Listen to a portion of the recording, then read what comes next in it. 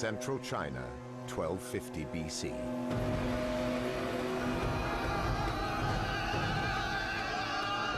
The Shang dynasty is at its height.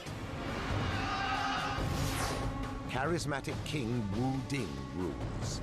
By his side, Fu Hao, his warrior queen, commander of armies, invincible in battle. For years, archaeologists could only speculate about who the mysterious Shang were and where they came from. Now, 3,000 years later, science reveals a highly advanced civilization. Also makes you wonder what he was doing with his right side. And a true picture emerges of the achievements of China's first dynasty.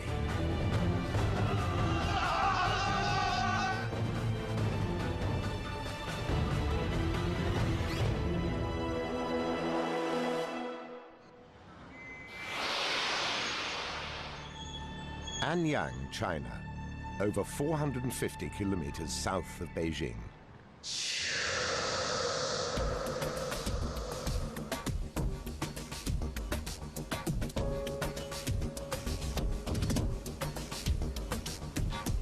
Ever since 1928, this unassuming city has been a magnet for scholars of the ancient world.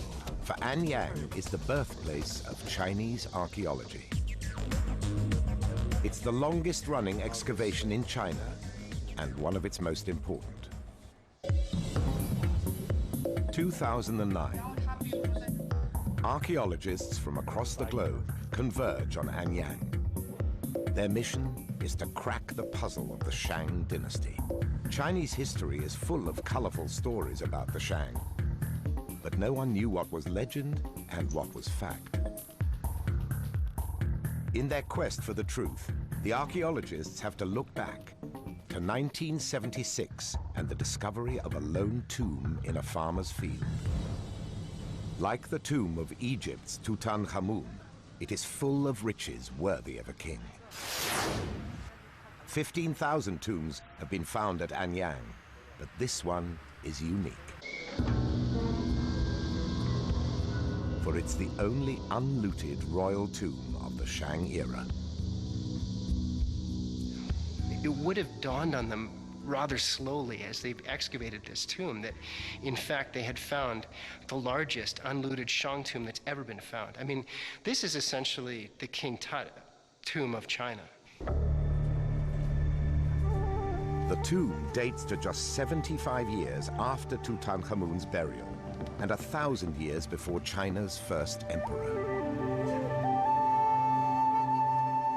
Packed full of treasures, the tomb contains finely carved jade creatures and figurines, bone and ivory artifacts exquisitely carved, thousands of cowrie shells, over 100 battle axes, spears, and daggers with lethal blades, and an impressive collection of beautiful, intricately made bronze vessels. It's clearly the tomb of a leading military commander or wealthy prince. But when archaeologists decipher the name on some of the bronzes, they are in for a surprise. This is the tomb of a woman, the legendary Fu Hao. She's believed to have been one of the 3 main wives of King Wu Ding. He may have had as many as 60. Of all of King Wu Ding's consorts, Fu Hao is by far the most prominent. You could perhaps argue that she's favored somehow. The Shang were known to be invincible warriors. The contents of Fu Hao's tomb suggest one reason why. There are over 100 different weapons. Now, this one, interestingly, is sort of it's almost like a hybrid between a battle axe and this, which is more spiky. You would either swing it like this, or with one hand like this, and perhaps holding a shield.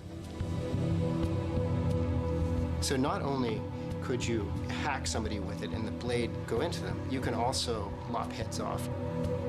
The large number of weapons suggests Fu Hao was involved in military campaigns. The weapons are testimony to her military prowess. And the discovery of a bronze ewer axe suggests she was of high rank. Fu Hao has a very famous example. The blade is about 1 foot wide. It's the largest ewer axe, I think, that's been found so far. Now, this not only indicates status, but probably warrior status. Legend also tells that Fu Hao was a military commander of first rank, leading Wu Ding's most famous generals, and how she may have courageously raised an unprecedented 13,000 troops to fight the Shang's enemies, known as the Qiang. All the evidence suggests Fu Hao was indeed a warrior. Campbell searches for even more clues to her military career. He has a fantastic aid to find out more about Fu Hao, a resource almost unparalleled in this era of history. These are oracle bones. The Shang were one of the first civilizations to have writing. Tiny inscriptions record the questions Wu Ding and his successors posed to their dead ancestors, scratched onto animal scapulars and turtle shells. The Shang believed their ancestors had the power to influence everything, including military campaigns. The oracle bones chronicle key events in the life of Shang royalty and are the earliest record of Chinese history. These tiny characters are also the direct ancestors of modern-day Chinese script. It's the oldest writing system still in use today. Of the roughly 200,000 oracle bones found in storage pits across Anyang so far, about 330 divinations feature Fu Hao. They reveal much about her life, her military campaigns, her health, and even her pregnancy. This is a special treat to get to see the original bones. Normally specialists work from rubbings of the bone. It's a little bit hard to read. Yes, Fu Hao.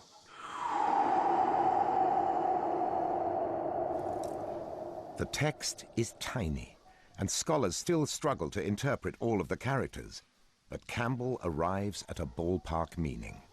Stepping back and putting it all together, the prince wants to take Fu Hao to enter this particular place. He wants to gather up troops to launch an attack and bring Fu Hao with him to do something that's not clear. The oracle bones tell of almost constant war during Wu Ding's reign. He was even known as Ding the Warlike.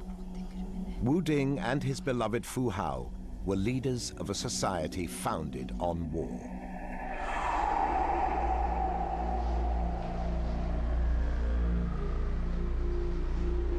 And a macabre discovery in her tomb suggests a possible reason why. Fu Hao shared her grave with 16 people, sacrificed at her burial. Harvard archaeologist Rowan Fladd believes Fu Hao's tomb confirms the legends of the Shang's passion for human sacrifice. So this is a plan of Fu Hao's tomb. There was one in this pit, which was underneath Fu Hao herself. Then there were 8 other individuals who were outside the coffin, but inside the chamber. Then there were 3 in niches that were carved into the sides of the tomb trench. On top of the tomb chamber, in between the 2 niches, there were 4 more individuals. There was one here that was just really a head. He probably wasn't smiling. There was another individual here who had been cut in half. Among these 16 individuals, there were 2 females, and there were also 2 children. It's quite plausible that these children would have been buried within the tomb chamber, closer to Fu Hao, and they may even, in fact, have been Fu Hao's relatives or even her children. Archaeologists believe the Shang performed 2 different types of human sacrifice. retainers, members of her household, including her servants, who were buried close to her coffin.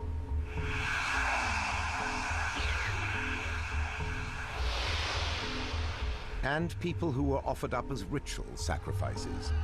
Experts think these were prisoners of war from outside the Shang kingdom. Occasionally, these individuals would have had their heads chopped off. We find pits with heads alone, and then other pits with headless individuals, for example. The scale of human and animal sacrifices at Anyang was enormous. In total, we have thousands of human sacrifices of the various sorts. It seems as if the Shang's reputation for human sacrifice is justified. Their passion for warfare would have guaranteed them a constant supply of strangers to sacrifice.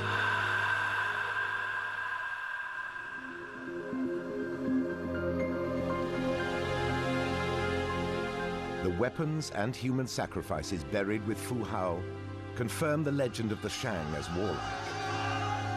But the treasures in her tomb would reveal a different side to China's first dynasty.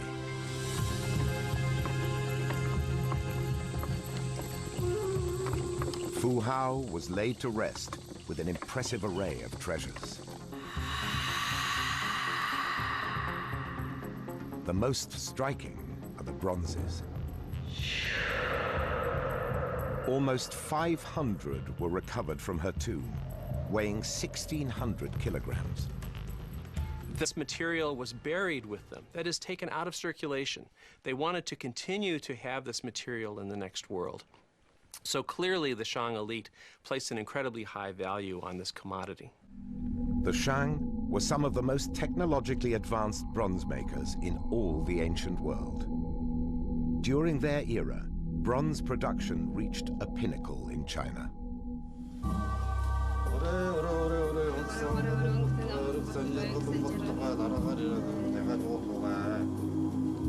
Bronzes were status symbols, as important in life as in death. Fu Hao and King Wu Ding used them for ritual ceremonies. Offerings of food and wine were made to their dead ancestors, who they believed required sustenance from the living.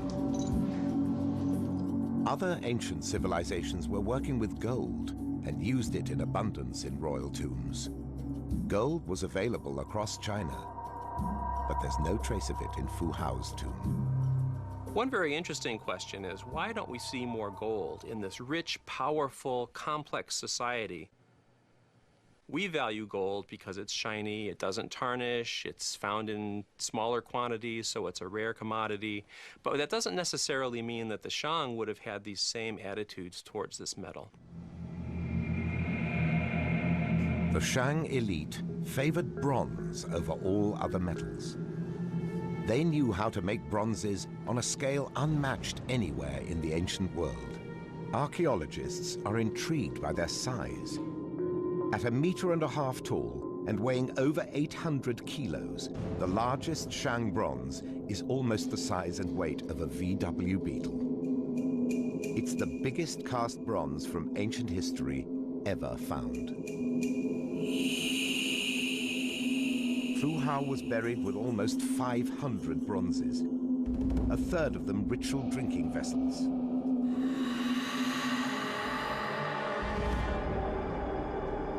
Archaeologists wanted to find out how they made them. They excavated several bronze foundry sites at Anyang. One recent discovery unearthed 90,000 fragments of clay molds, revealing the complex process the Shang used to produce such intricate vessels. First, a full-scale clay model is made with basic decoration. Clay is applied to create an outer mold, and fine details, often patterns and animal motifs, are added. The Shang used the highly sophisticated piece mold casting method, cutting the mold into sections, reassembling them with an inner core, before pouring the molten bronze inside. They also improved the characteristics of the bronze itself. Hundreds of years of experimentation led the Shang to perfect their technique. A combination of copper, tin, and lead ores would mean they could produce bronzes of the finest quality. Experts conclude the Shang were some of the greatest bronze producers in history. Analysis of residues in some of the vessels reveals the Shang would have used them for drinking rice wine. But the metals might have affected what Fu Hao was drinking. Now, a team of toxicologists at Boston's Children's Hospital decide to investigate. Doctors Mark Kellogg and Terence Law normally analyze blood and urine samples, but today they're analyzing water and wine. They're working with 3 modern-day bronze vessels made with copper, tin, and lead. The first 2 hold water and white wine, while a third contains Chinese rice wine. So interesting that we have the lead on the surface of the water, so it's definitely not dissolving into the water like it does into the wines. They use atomic absorption spectroscopy to measure how much metal leaches out of the vessels into the liquids. What most intrigues the team is the lead content in the bronze vessels. This is so dangerous to health that today environmental levels of lead are closely monitored. The first results are worrying.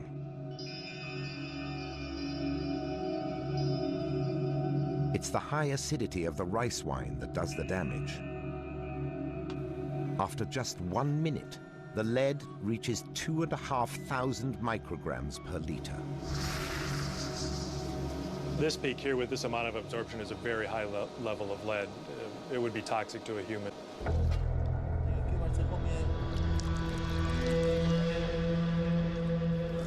After 4 days, the level of lead in the rice wine rises to a staggering 80,000 micrograms, over 1,000 times higher than the recommended daily limit of just 75.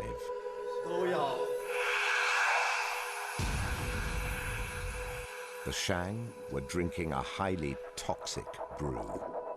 It's hard to imagine that the Shang actually ingested these fluids with the amount of lead that was present. I mean, we handled this with gloves. We're afraid to touch it. We're going to have to dispose of this through special pathways. And the Shang were not occasional drinkers. The volume of bronzeware found at Anyang suggests drinking was a key part of Shang life and might explain why later dynasties portray them as heavy drinkers.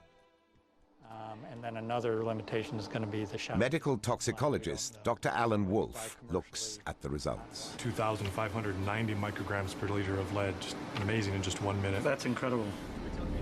Lead poisoning might explain why the Shang died so young. Analysis of skeletons show men lived to an average age of 35, while women lived to just 30. Drinking lead-contaminated wine, 500 mLs or a liter per day, that could be life-threatening within weeks, in my opinion. Even if it wasn't, they would undoubtedly have the serious effects of chronic lead poisoning. Lead is a neurotoxin and can cause changes in behavior and personality. In high quantities, lead attacks the central nervous system, resulting in seizures or coma. Fu Hao's skeleton didn't survive for scientists to discover how she died. But is it possible lead poisoning may have killed her? We don't have Fu Hao's body. We speculate a lot about what her life was like. But the fact that there were so many bronze ceremonial vessels, drinking goblets, and materials found in her burial site suggests that, without a doubt, Fu Hao, if she was drinking contaminated rice wine, she would have suffered the effects of chronic lead poisoning, and who knows, it may have even shortened her life. It seems the Shang's passion for bronze may have proved deadly. As the archaeologists examine the 1,900 treasures in Fu Hao's tomb, they piece together a picture of this extraordinary ancient warrior queen.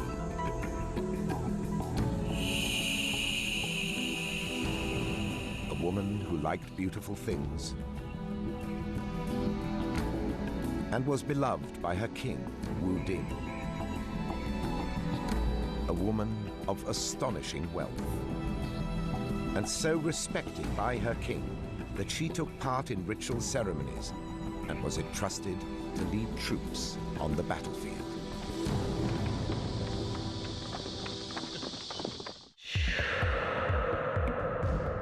King Wu Ding's capital at Anyang is in the Yellow River Valley, over 450 kilometers south of Beijing. When he buried Fu Hao, his kingdom was about the size of New Mexico. As the archaeologists investigate the contents of her tomb, they realize Wu Ding's connections stretch far beyond the borders of his kingdom. Trade flourished under the Shang. Historians had recorded that they increased trade and brought the Shang kingdom to a height of prosperity never before seen. Now, archaeology would add weight to that argument. Shang expert Li Yongdi draws up an inventory of where Fu Hao's treasures might have come from. First, the metal ores used in bronze production.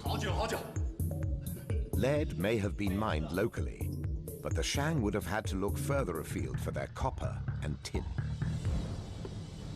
It's quite likely that travel all the way down to the middle and lower Yangtze River to obtain copper from this region.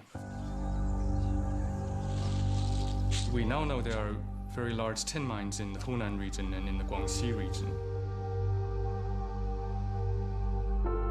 Next, the more unusual bronze daggers with an animal head design.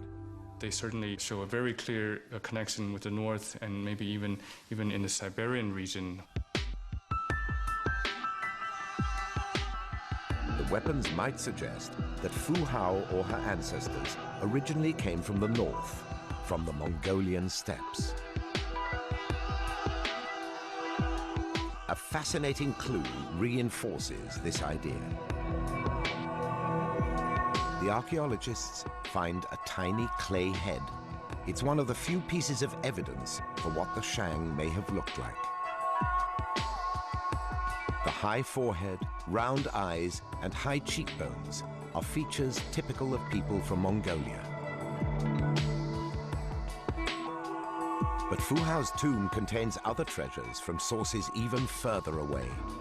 4 bronze mirrors may have come from Central Asia, over 1,500 kilometers away. And then there's her 750 precious jades. We now know that Xinjiang has one of the best source of jades. That's almost 2,000 kilometers away. Fu Hao's tomb, it turns out, is full of exotic treasures with links stretching great distances. More than 1,000 years before the famous Silk Route, the Shang already had trade connections stretching as far as the Eurasian steppe. But perhaps the most unusual items are the cowrie shells. There were almost 7,000 in the tomb. They were placed in the coffin with the jades, suggesting they were highly prized. The cowries may have got to Anyang along a southern silk route from the Indian Ocean, crossing southwest China and north to the Shang capital. Li concludes Wu Ding's Anyang was a remarkable city for its time. I think too often people forget the fact that even though it was almost 3,000 years ago, Anyang was a Bronze Age metropolis. It was utilizing resources from all over China.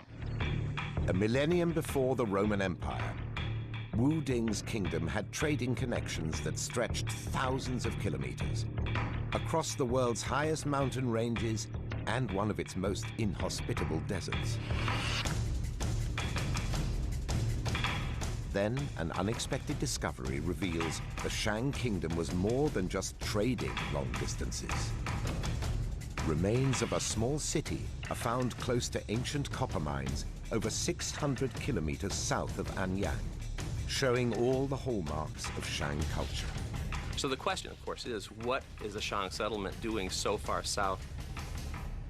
This was set up to maintain Shang control, possibly as a military outpost, to control access both to the copper ores located in this region, but also to the transport network to get these ingots of metal back to the north. Archaeologist Robert Morochik thinks Wu Ding needed these imperial outposts to guarantee supply of the metal ores. And the movement of materials from mine to finished bronze vessel really is something like a highly choreographed industrial dance, where every aspect has to be organized and controlled in order to end up with the kind of sophisticated, beautiful ritual vessel that is needed for the Shang ceremonial use. For Morochik, Wu Ding was doing more than trading long distances. He was also in the business of empire building. It might very well be that these local inhabitants had a friendly trading relationship with the Shang, that they were getting something out of the deal itself. It might be that they're producing the metal and then trading it to these very eager Shang buyers who then transport it back to the north.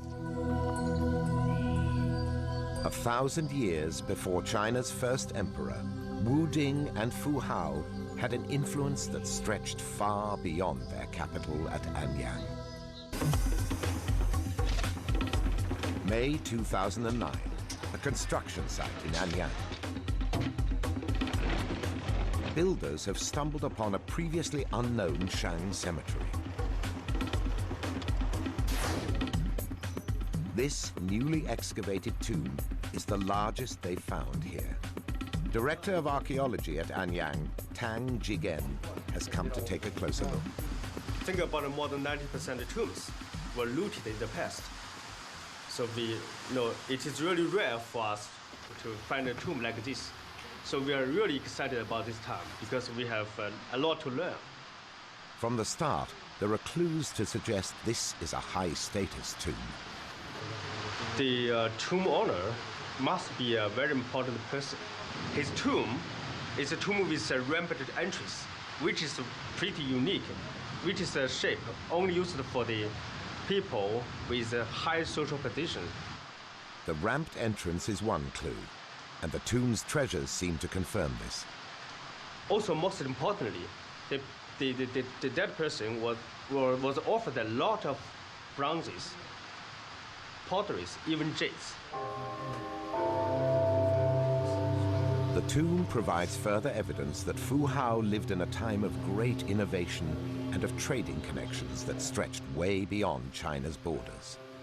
For nestling between the weapons is a curious bow-shaped object. It's quite possible these two objects are imported from the north or northwest.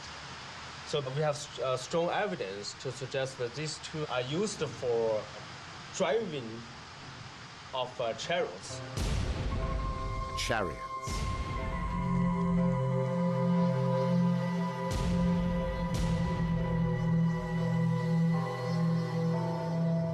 As archaeologists excavated around Anyang, they kept discovering these extraordinary wonders in the ground. Chariot burials over 3,000 years old have been unearthed, complete with horses and charioteers. The wooden structure has long since disintegrated,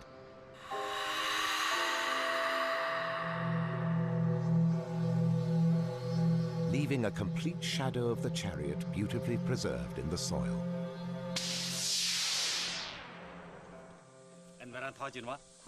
Though many have been found around the world, it's believed these chariots are the first in China. And they appear at Anyang during Wu Ding's reign. They would have given the war-obsessed Shang the edge on the battlefield. The Shang's technical expertise clearly extended far beyond their bronzeware.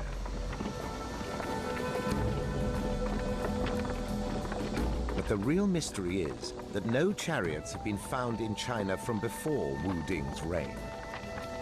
So where did they come from?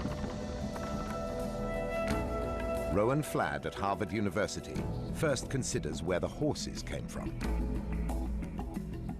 Horses were first domesticated in the western steppe of Eurasia, so far to the west of Anyang, way out in this direction, perhaps in the Ukraine or places slightly further to the east of there. So one possible route of entrance for domesticated horses into the area around Anyang might have been through this corridor, the so-called Northern Silk Route. So the Shang may have been using their established trading routes to bring horses in from the west. And it seems they could have spotted the chariot at the same time. I think chariots clearly came from western parts of Eurasia, the western steppe. Did they come through the Gansu corridor from where we already have domesticated horses? Or perhaps they came up here through the eastern steppe. All of these are possible routes through which the chariot was first experienced and then adopted from. The Shang already had wheeled vehicles. But the evidence suggests the chariots they go on to create were a product of ingenuity and the sharing of ideas. The chariots are pretty sophisticated technology. They have very sophisticated use of bent wood. The spoked wheels that exist in chariots are a technological advancement. These aspects of the chariotry would have been difficult for people to develop independently, I think, and would have perhaps required the people in the Anyang area to have had some additional stimulus from interactions with people who were using chariots outside of this region. Wu Ding was king of a dynasty that was both ingenious and innovative. The Shang proved to be as technologically advanced with the chariot as they were with their bronzeware.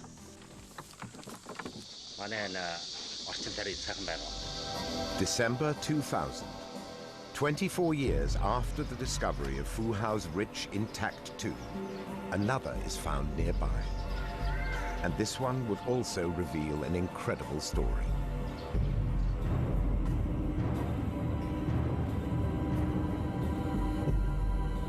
From the start, this tomb, named M54, is clearly extraordinary.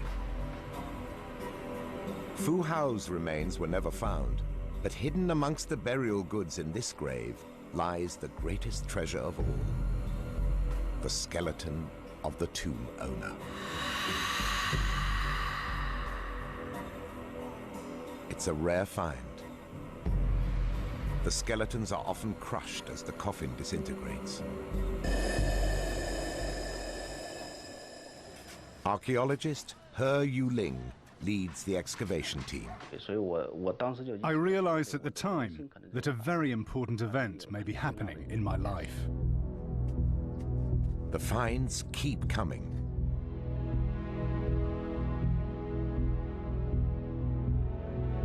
Fragments of gold are found, suggesting the coffin was once decorated in gold leaf. Gold is rare in Shang tombs. Then another intriguing find, a small bronze hand. The position it was found was beside the lower part of the occupant's left leg. Here, beside the left shank. Here is where we found it. Its position suggests the hand was originally in the coffin. Since the real hand was never found, perhaps this oddity was a very early artificial limb. Fu Hao was laid to rest with a large collection of bronze weapons. So too was this tomb owner. Some feature the unusual animal head designs typical of the far north, and others bear a name. Ya, or General Chang.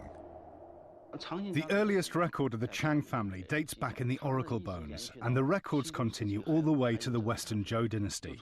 From these discoveries, we can see that this family name is of great importance. Ya Chang lived during the reign of Wu Ding's son. Like Fu Hao, he was a warrior, and an important one. You can see, we get most of the bones. Archaeologists Jing Ji Chun and James Burton investigate how he died. Curiously, Ya Chang's remains were surrounded by peppercorns, and some are embedded in the bones. As Jing and Burton look closer, they discover the bones are riddled with injuries. Here's rib bones and with a cut mark, very obvious cut mark here, and so it's all on the left side. So apparently, he was attacked from by someone from the left side. Also, it makes you wonder what he was doing with his right side. Exactly, and then like this.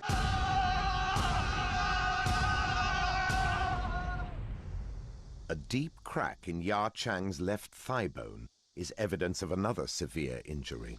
But as Jing and Burton explore the bones further, they discover the deepest injury of all. His hip bone bears the scars of a huge blow, most likely from a battle axe. We believe the infection from a wound was terminal. So these were probably the mortal wounds that resulted in his death. So that suggests he was actively involved in combat while he had his position. Exactly. Like Fu Hao, Ya Chang was buried with human sacrifices. 9 are ritual sacrifices, believed to be war captives, outsiders from the frontier regions. The other 6 are so-called retainers, members of Ya Chang's household.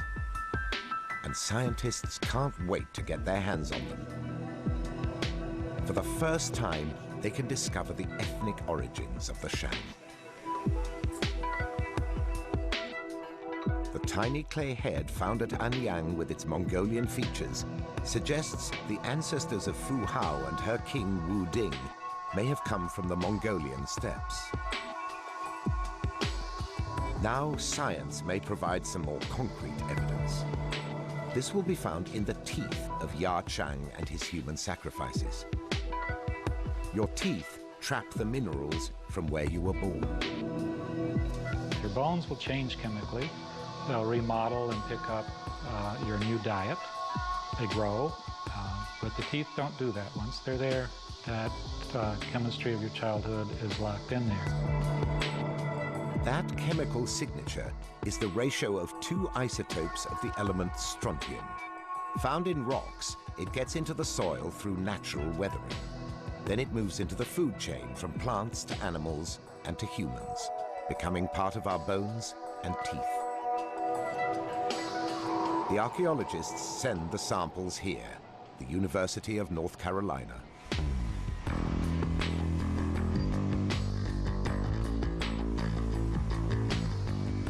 A tiny amount of enamel is scraped off the tooth. The analysis requires a sophisticated piece of hardware called a mass spectrometer. It measures the differences in the ratios, and they're tiny, typically measured to a formidable-looking 5 decimal places. But the archaeological payoff can be significant.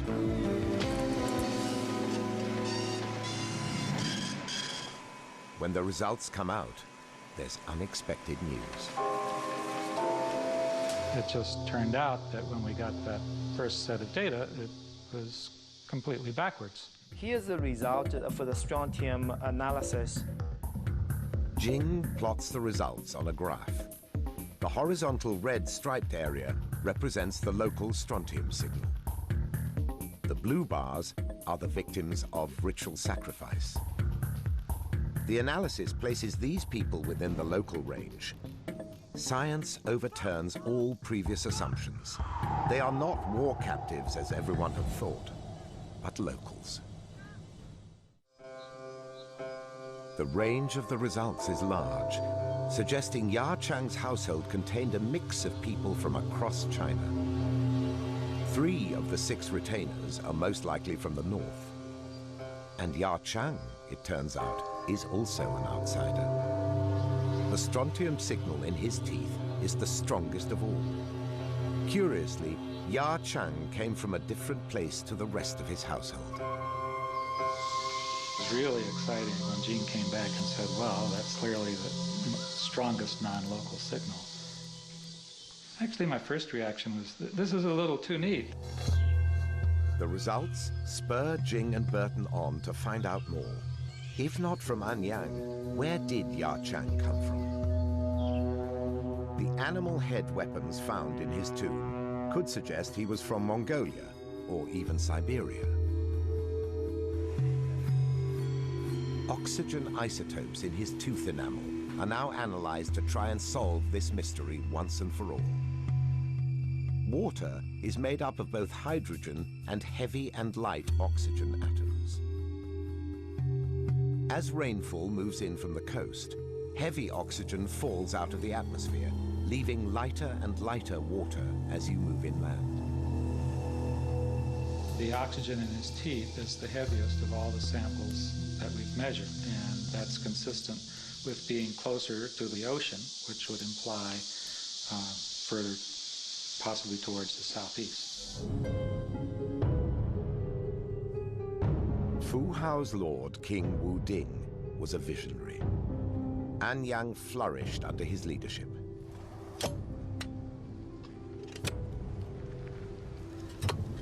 Professor Jing Ji-chun has spent most of his career investigating the Shang's last great capital and how Wu Ding came to create it. His researches have led him to an exciting new conclusion about the city he built. Subsurface coring has established the outer limits of the Bronze Age city that once stood here, over 3,000 years ago. Jing and his team take core samples. They're searching for rammed earth. If let it dry, for the half hour, it's like a brick. You cannot really break it. The tightly packed earth is evidence of foundations of temples, palaces, and even tombs. Anyang was once 30 square kilometers, one of the largest Bronze Age cities in the world. But Anyang was not the first Shang capital. In 1999, the team make a new discovery. Another city, an earlier Shang capital, sighted across the river. All of a sudden, you have another city. So, of course, we experience all kind of the frustration, and even the people doubted the reality for the discovery. Jing names this lost city One Bay. 1,000 cores later, and it begins to take shape. It's a traditional rectangular walled city of almost 5 square kilometers, with a square palace and temple complex at its center.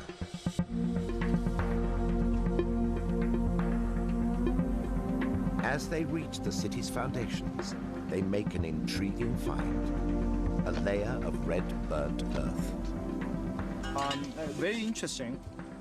All the buildings within the interior city is covered by this is a layer for the red burnt earth, which suggests the whole building, the settlement within the interior city was burned down by the single fire.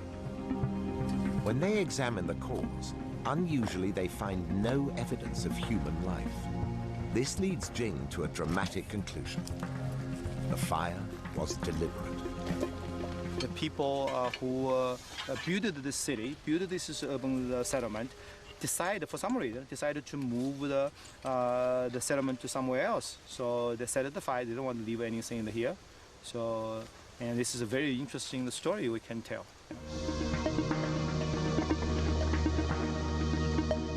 Wu Ding moved his people south across the river and built a new capital. The city where he and Fu Hao lived was unique. Nothing like the ancient Chinese cities that came before or after Anyang. Wu Ding created a capital with a new shape, more irregular and organic, and without city walls.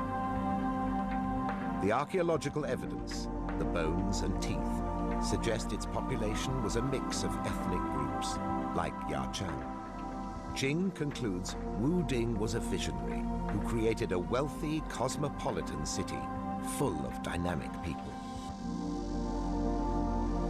But over 30 years after his death, Jing believes Anyang had become a very different place. the city had lost its multicultural diversity, and its strength began to wane.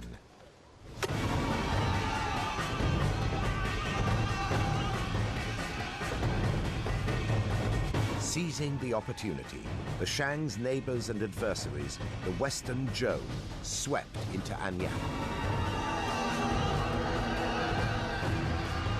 The Zhou advanced eastwards to take control of central China.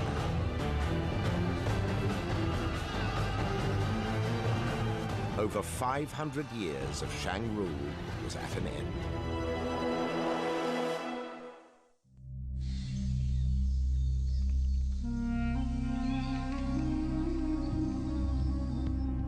China's first dynasty developed the first known writing in East Asia. Evolved the idea of the war chariot.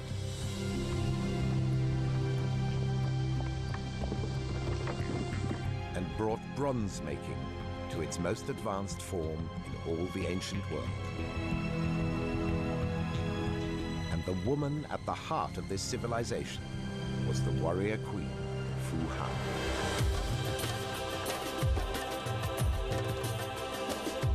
Careful archaeological detective work has revealed her to be truly one of the most extraordinary women of the ancient world.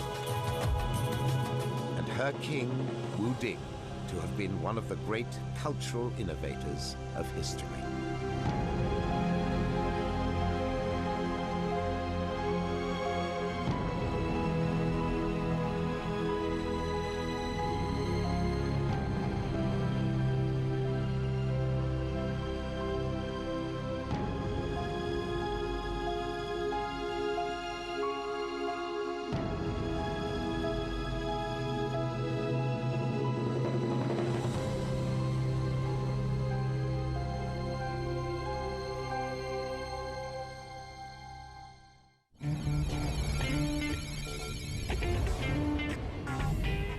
No Discovery Science. É uma bela guilhotina de amígdalas. Uma loja onde a ciência se une ao macabro. Ah, meu Deus. Bizarrice. Quintas, no Discovery Science. Alguns cortes por aqui. Ajustes por ali. Voltas por lá. É o dia a dia destes trabalhadores. Nós temos um problema aqui. Como de qualquer outro. Homens de Madeira. Terças, no Discovery Civilization.